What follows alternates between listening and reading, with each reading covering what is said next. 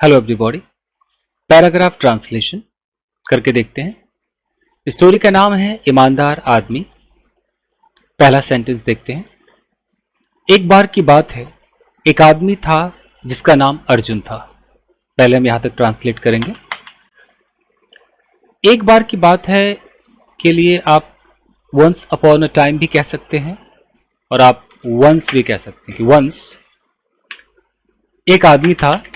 There was a man जिसका नाम अर्जुन था। जैसे ये शब्द आ रहा है जिसका, तो हम यहीं से क्लॉज की शुरुआत करेंगे।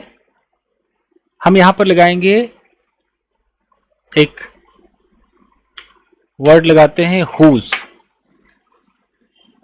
जब आप रिलेटिव प्रोनाउन पढ़ते हैं ना, हु, विच, हुज, हुम, वहां से ये आपने हुज उठाया। देयर वॉज अ मैन जिसका नाम अर्जुन था। Whose name was Arjun. एक ये तरीका है। दूसरा भी तरीका है, आप कह सकते हैं at once there was a man. यहां पर आप एक पास्ट पार्टिसिपल फ्रेज लगाइए नेम्ड और यहां कर दीजिए Arjun. So once there was a man named Arjun या once there was a man whose name was Arjun. यहां तक क्लियर? देखिए, वो एक छोटे से शहर में रहता था। कैसे बोलेंगे वो, यानी कि हम एक प्रोनाउन लगाएंगे ही। रहता था, सेकेंड फॉर्म लगाइए लिव्ड। ये लिव्ड एक छोटे से शहर में। एक प्रपोजिशनल फ्रेज आपको लगाना है, in a small city. So he lived in a small city. ये जो देख रहे हैं आप, इन अ स्मॉल सिटी, एक प्रपोजिशनल फ्रेज है और ये कौन सा काम करता है? ये लोकेशन को दिखा रहा है। हम सवाल पूछेंगे वेयर डिड ही लिव, वो कहां रहता था? जवाब में आएगा इन अ स्मॉल सिटी। तो ये लोकेशन दिखा रहा है, मतलब ये एडवर्ब ऑफ प्लेस है प्रपोजिशनल फ्रेज, काम कर रहा है एडवर्ब ऑफ प्लेस का। अर्जुन एक कारपेंटर था और सुंदर फर्नीचर बनाता था। अर्जुन एक कारपेंटर था, एक स्टेट ऑफ बीइंग लगाइए। कैसे बोलेंगे? अर्जुन वॉज अ कारपेंटर, हो गया स्टेट ऑफ बीइंग। और एंड सुंदर फर्नीचर बनाता था। अब दोबारा ही कहने की कोई जरूरत नहीं है।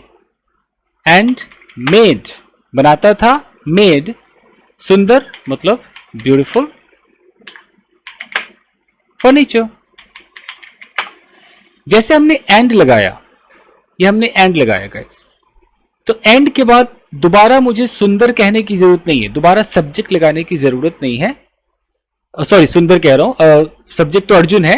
कहने का मतलब है कि दोबारा अर्जुन कहने की जरूरत नहीं। जैसे अर्जुन एक कारपेंटर था, तो हमारा सब्जेक्ट अर्जुन है, और सुंदर फर्नीचर बनाता था। कौन बनाता था? अर्जुन ही तो बनाता था। तो दोबारा मैं यहां पर अर्जुन नहीं बोलूंगा, सीधा सेकेंड फॉर्म लगा दिया। तो इससे यह पता चलेगा कि ये जो सेकेंड फॉर्म है ये किसके लिए यूज हुआ है? अर्जुन के लिए यूज हुआ है। क्लियर है? एक minute guys, somebody is calling me, एक मिनट दीजिएगा। यस गाइस, तो यहां तक तो हो गया। Arjun was a carpenter and made beautiful furniture. उसे उसकी ईमानदारी के लिए जाना जाता था। अब देखो, उसे जाना जाता था। इस तरह के जो सेंटेंसेस होते हैं ना, अब इसको कैसे बनाया जाएगा? ऑफ कोर्स हमें पैसिव का सहारा लेना पड़ेगा। उसे मतलब हम प्रोनाउन लगाएंगे ही। जाना जाता था, अगर कोई जाना जाता है तो हम इज नोन कहते हैं। जाना जाता था तो हम वॉज नोन कहेंगे कि ही वॉज नोन, जाना जाता था। अब ईमानदारी के लिए तो ऑफकोर्स एक प्रपोजिशन लगाएंगे फॉर, और फॉर के बाद हम एक नाउन लगाएंगे ईमानदारी। ईमानदारी यानी कि ऑनेस्टी। कौन सा नाउन है ये? Abstract noun. तो he was known for his, अपनी, उसकी है ना, उसकी के लिए फिर हमें यहां पर लगाना पड़ेगा एक पजेसिव एडजेक्टिव जो है हिज। अब तो आजकल इसे पजेसिव एडजेक्टिव नहीं, डिटर्मिनर काउंट किया जाता है। पहले के जमाने में पजेसिव एडजेक्टिव कहा जाता था। तो he was known for his honesty, जाना जाता था। बन गया। एक दिन उसे रास्ते पर पैसे से भरा हुआ एक बैग मिला। बैग मिला। तो एक दिन मतलब वन डे, उसे मिला, पास्ट इंडेफिनिट टेंस से प्रोनाउन चलेगा अपना ही। फाउंड, फाइंड मतलब मिलना, तो he found a bag, he found a bag, ठीक है, बैग मिला। पैसे से भरा हुआ, तो ही फाउंड अ बैग, पैसे से भरा हुआ मतलब फुल ऑफ मनी, ऐसा कह सकते हैं, बैग फुल ऑफ मनी, रास्ते पर मिला, ऑन द रोड। लोकेशन को लास्ट में लगा देते हैं। तो one day he found a bag full of money on the road, ठीक, ये भी हो गया। उसने उस बैग को रखने के बजाय पुलिस स्टेशन ले जाकर ऑफिसर को दे दिया। अब देखिए, उसने उस बैग को रखने के बजाय, तो यहां जो है बैग को रखने के बजाय, ओके, पुलिस स्टेशन ले जाकर ऑफिसर को दे दिया, तो हमारा सेंटेंस होगा कि उसने ऑफिसर को दे दिया। तो ही प्रोनाउन लगाते हैं अपना, ही। अब पुलिस स्टेशन ले जाकर ऑफिसर को दे दिया, ये बात भी कहना है, तो कैसे कहेंगे? सिंपल अगर इंग्लिश बोलना है तो पहले उसे पुलिस स्टेशन भेजते हैं कि he went to the police station and handed over, hand कर दिया, हैंडेड ओवर द बैग, किसको?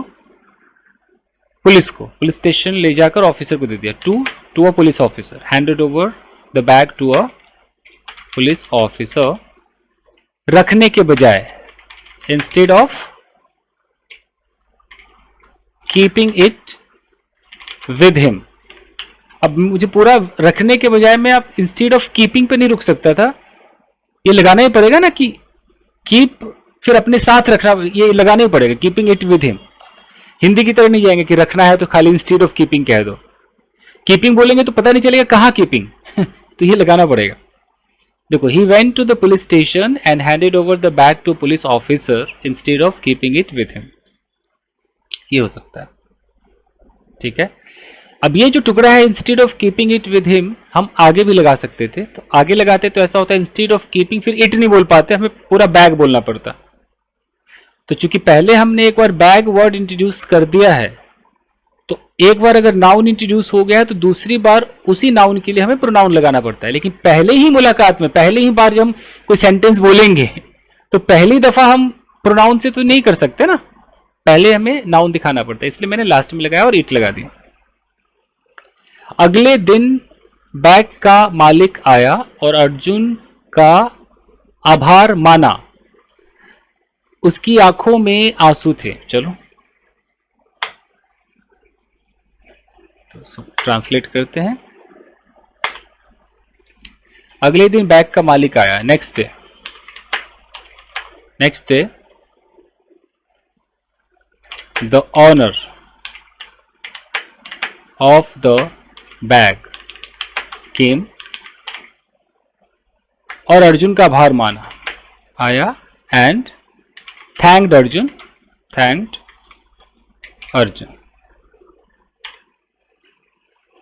अगर आप पूरा दिखाना चाहो तो ऐसे भी कह सकते हो कि अर्जुन के पास आया और उसका शुक्रिया अदा किया, ऐसे भी कह सकते हो कि next day the owner of the bag, या द बैग्स ऑनर भी कह देते हैं, the owner of the bag came to Arjun and thanked him, उसका आभार माना। देखिए, उसकी आंखों में आंसू थे, इसको कैसे कहे? उसकी आंखों में आंसू थे, कह सकते हैं कि हिज, या तो ऐसे भी कह सकते हैं कि there were tears in his eyes, उसकी आंखों में आंसू थे। और क्या हो सकता है, और कुछ तरीका? हिज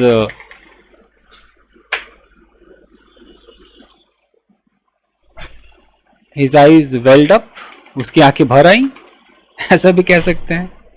ऐसा भी कह सकते हैं ही गॉट मिस्टी आइड, ये सब कह सकते हैं, उसकी आंखों में आंसू। शहर के लोगों ने अर्जुन की ईमानदारी की तारीफ की,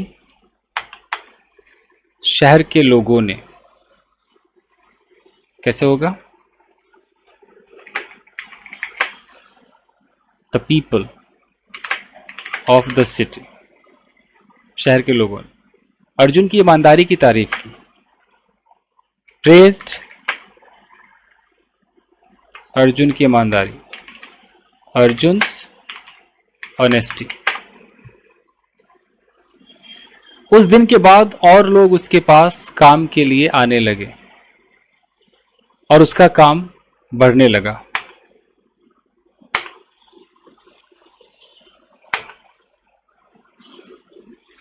उस दिन के बाद मतलब उसी दिन से, फिर फ्रॉम दैट डे ऑनवर्ड्स अगर कह दिया जाए तो उस दिन से।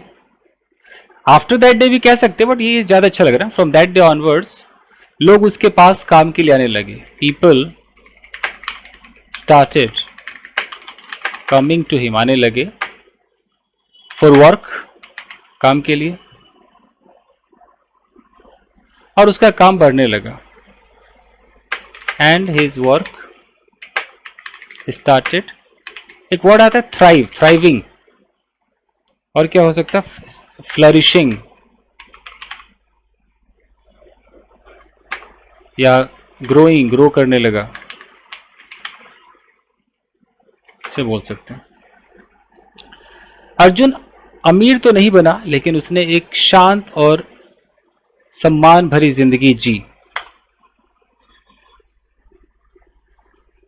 अब चाहो तो एक दो लगाकर बोल सकते हो कि दो, थोड़ा हाईलाइट करने के लिए, दो अर्जुन